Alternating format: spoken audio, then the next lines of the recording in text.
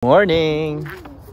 It's Sunday at maaga tayong nagsibangon na naman kasi makikialmusal tayo sa ibang lugar. Dadayo kami ng almusal sa Cochrane ngayon. Pupuntahan natin si Kuya Angelo at Ate Merlin doon at si Nanay Tessie. Yun. May celebration yata eh. Magpapaputo yata. Magpapakutsinta. Let's go guys! Ayan na si Mami.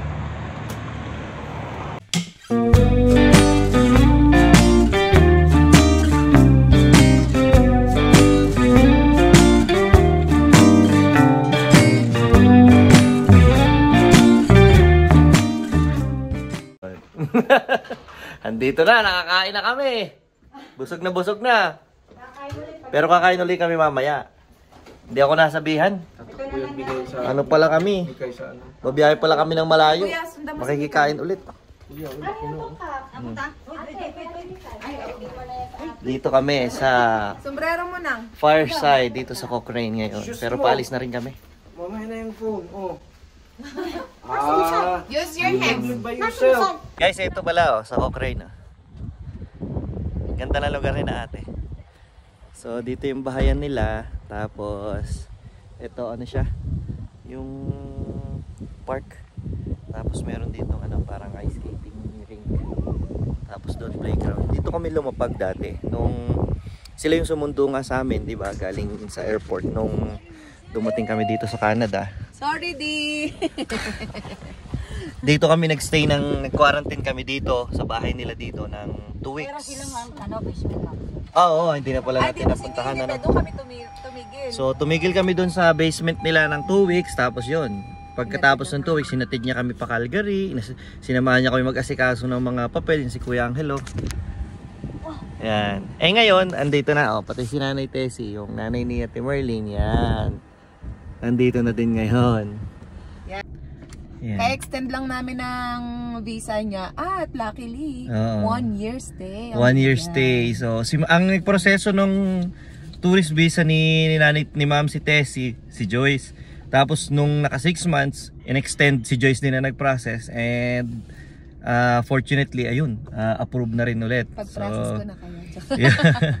Kaya ayun, niyaya nila kami dito kasi halos gantong panahon din 2 years ago nung inihatid nila kami pa Calgary. So para kaming nagse-celebrate na aming 2nd year anniversary dito sa with Nico family. Eh ngayon, wala akong alam na ang yaya pala magbabiyahe pa palang malayo. Ang buong akala ko talaga ngayong week na to wala kaming long drive.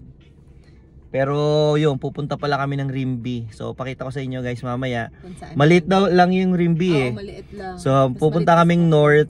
Tapos yan, pakita ko sa inyo. Pupuntahan namin doon yung mga kaibigan nila kasi may handaan.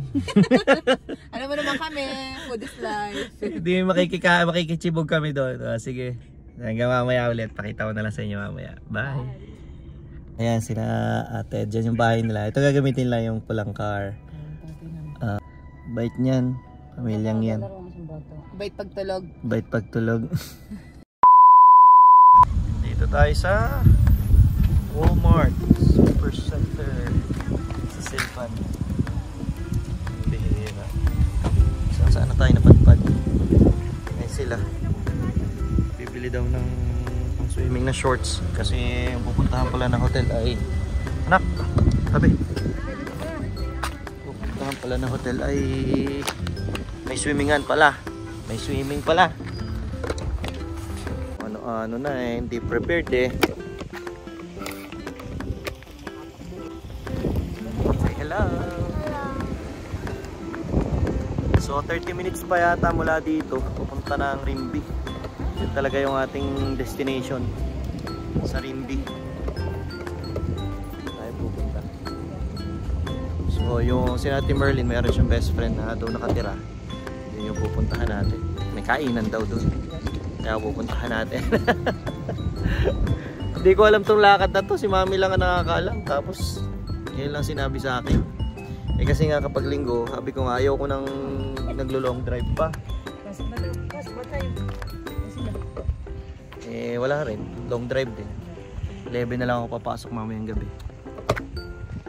Endless road to Rimby.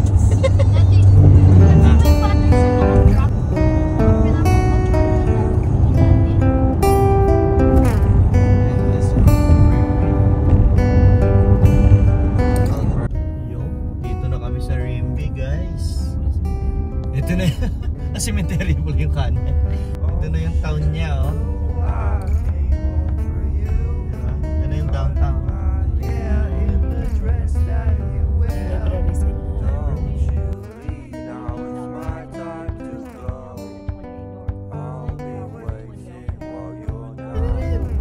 Timing, wala akong makita tao. Oh, may hotel naman, oh. Pero wala pa talaga ako nakikita tao bukod sa nakasakay sa sasakyan. Turn right on 51st Street, Alberta 28 North. Signs for Alberta 20 alternate north. Merong restaurant. Grand Hotel? Yes, dito pala yung Grand Hotel, di ba? May subway. Sa subway. Ito. Oh. Ito. Subway dito sa left side. Four-way stop Four-way pag stop ganyan. ba to? Pagka nag-blink. Ang siya naman.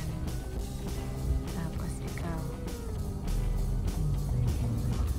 Blinking red sa taas. Oh, stick ito sa trip. Oh. Kasi, hindi niya alam kung anong lugar. Baka doon pa daw sa dulo ng daang yun. Renta pala dito. May Ford din naman. Oh, yung laki ng food market, mami. Oh. May Home co-op sila. center. Oh, Hindi nila kailangan mag-grocery sa mga. makita na 30 pala dito. 2,000 years later. Narating po kami ng Ringby. Kalayo-layo na ako sa Alberta narating namin. May kakilala pa rin si Ninang. Nung mga panahon kami bata pa, uso ang Lutrina. Ano yung Lutrina? Yung humingi ng ulan. Kasi sa di ba yung parang parada yun na kumakanta na bidalang puon. Ay ka ng totoo sa ano. Sa atin yung uso yung Lutrina. Hindi na ulan. Hindi ka makarelate. Sorry ka. Eh, kunin na sa akin, dahil mo nanay.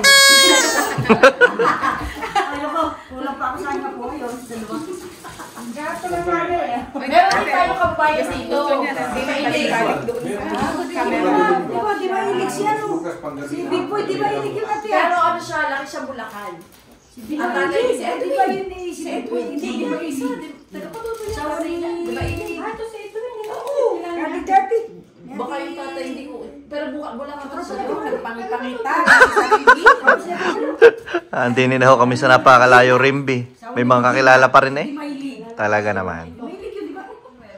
Tatay ko yung 16. Yun, nakakapakikain kami doon.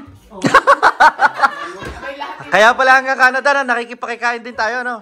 Dito. Pakalat-kalat pala ito, tita.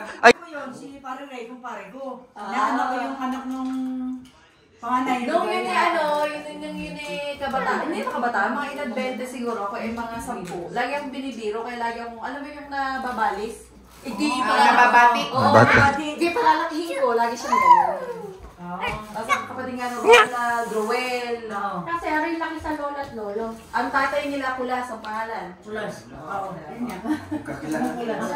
Confirm na, confirm. Confirm. Parang magkakilala. Confirm. Sinabi niya magsino eh. Hindi kasi nga guys, taga-patuto sa to sa Cavite din. Wala sa Tagaytay. Kasama, hindi ka magkakilala. 2 years ako nagtrabaho. Yo, sa Tagaytay. Sa Tagaytay. Sa golf course. Hindi ko lang nakakita pala yung makasama sa trabaho. Oh, ito naman, dito ka naman. Dito yung speaker eh. Hindi ko lang kasama sa trabaho.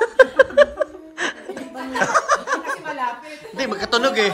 Magkatunog eh. Punta kami na McDonald's. Saan ka ba? Sa McDonald's sa Slave Lake. Punta ko Silvan Lake. Ano ko si Angelo? Paling ni matatagpo. Ganyan sa may Edmonton. Malayo pala. Tagal sa akin. Ano mo talaga? Magkala namin ka. Pala slave lake. Oo, sabi na asawa ko. Ba't kasi, katunog yung Silva. Ano yung text ko, Silvan Lake. Naku po, laugh trip pala talaga pag nagsama tong si Ate Merlin tsaka si Ate Jonah. Grabe, sakit siya kung katatawa sa dalawang to. Thank you po. Hindi po sila pula. Ayun.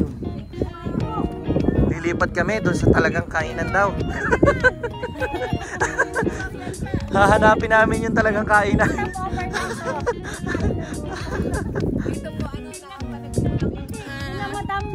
Kina Madam Mel, oh, dito na kami kina Madam Mel. Stay lang kami dito sandali. Iyo, thank you talaga Ate Jonah at Sir Edwin. May pa Tim Hortons pa ng muffins yan, tsaka pakape. Salamat po. Picture muna bago umalis. Ayan guys, nandito tayo ngayon sa Quality Inn. At eto po ang may-ari ng hotel. Mami, may kotse. Nasusiwan sa'yo? Dito pa rin tayo sa Rimby guys. Pumunta tayo dito sa Quality Inn. Maganda dito, quality dito. Di ba? Quality itong hotel. Quality yung hotel, oo. May kalidad. Dilak mo yung ano sa sakyan. So, makikisabit tayo ng swimming dito, tsaka baka may chibog. Titingnan natin. Kailangan ko. Samahan niyo kami guys. Meron pong may birthday.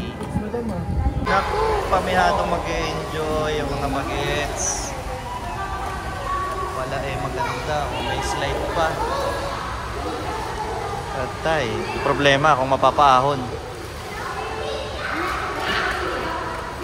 Hello po.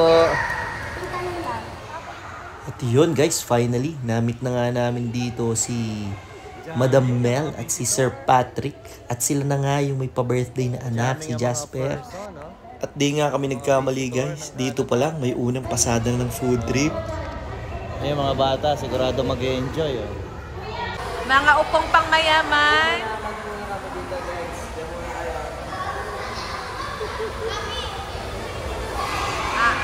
Lutang sa kinagdan.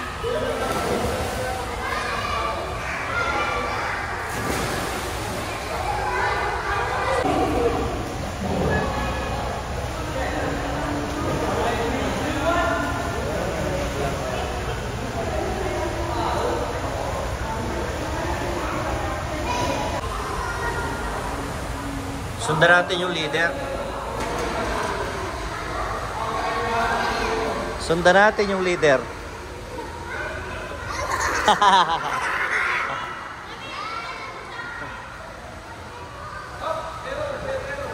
Jeron. Tapang na talagang tumalo, no?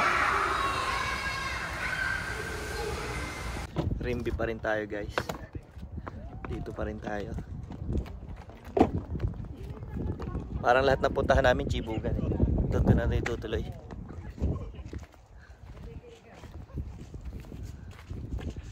Yun, may narating na namang ibang lugar.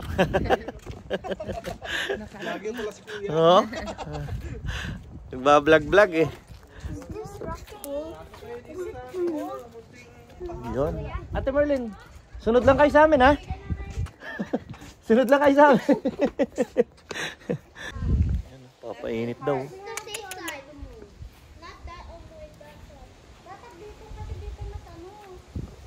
Ang lalaki ng backyard dito. Palakihan ng backyard. Tsaka mura daw bahay dito. 310. Kasi marunong na siya mami mag-swing. Hindi na siya takot. Oh. Enjoy na. Kaya enjoy na. Solve ka na ha. Swimming kahapon. Swimming na naman ngayon. Mamaya tulog ka sa biyahe. Sigurado. Ito oh. Sarap dito magduyan, no? Gusto kami ng ito dati. Cherry pa yan, trabaho.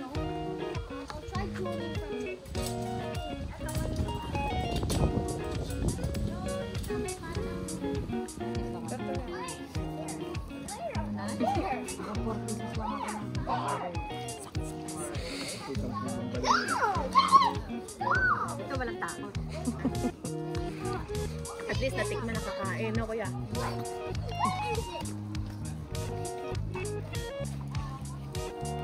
Panlaban ng mga naman. Ayos ka lang, man. Bah, syempre. Busog na eh.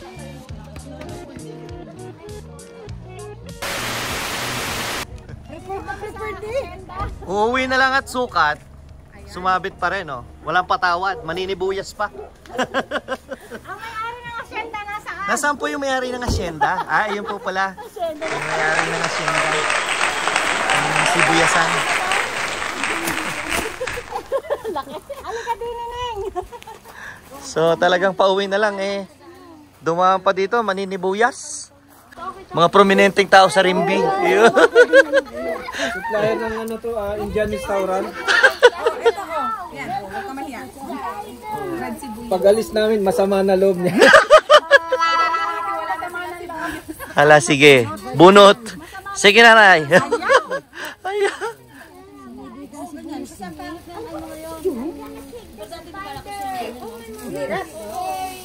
Tapos ibibilad mo na lang para matuyo. Ganun ba yun? Binibilad? Para tumigas.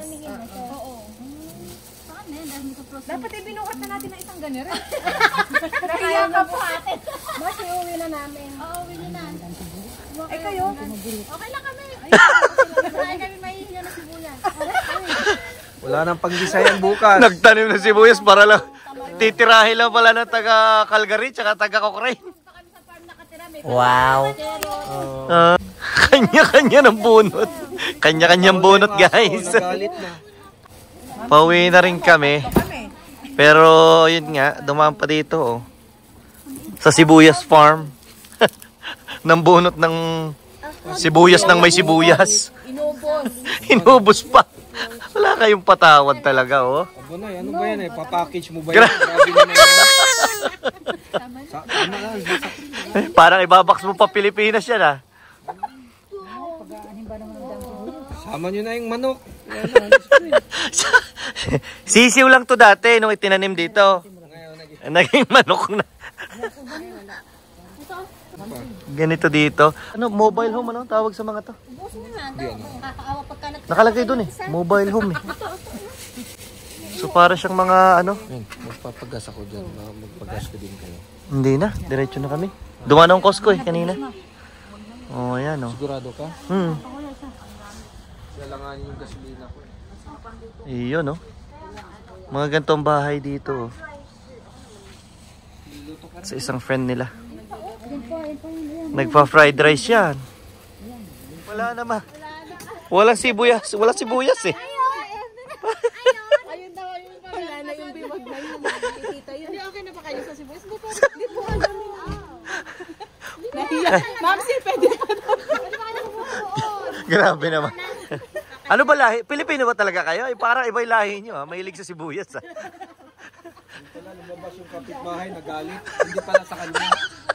Kaya pala yung pinabibigayan, di pala kanya, no? Okay na yan. Tama, tirahan yung 2 piraso. Okay na. Tama na. Panggisa man lang daw bukas, kayo naman.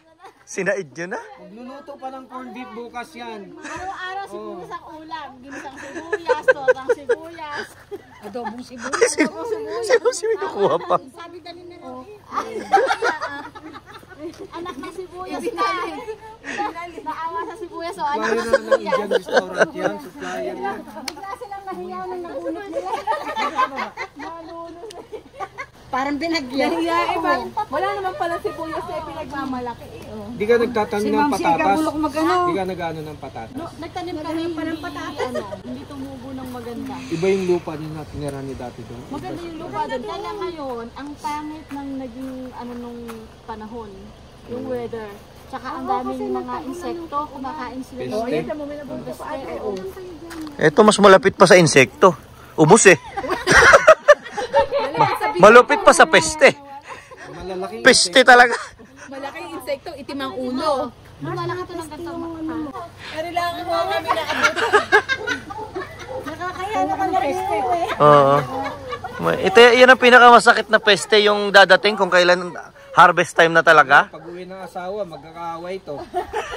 Sana next year, ano, mas malaki yung... Ay, babalik tayo next year. Maninibuyas na naman. Ate, salamat. Lagay niya po, huwag sibuyas. So dito, puro mobile home siya. Tapos meron silang sariling ano. Pero pag may mga emergency doon na inaano. Yun oh. Yun ang matindi. Harvest na. Grabe sila oh. Salamat ate, salamat. Yun, thank you talaga Ate Chrislyn. At salamat sa napakaraming sibuyas na iniuwi namin. Pagpasensyahan mo na mga taga Cochrane at Calgary ha. See you next year ulit!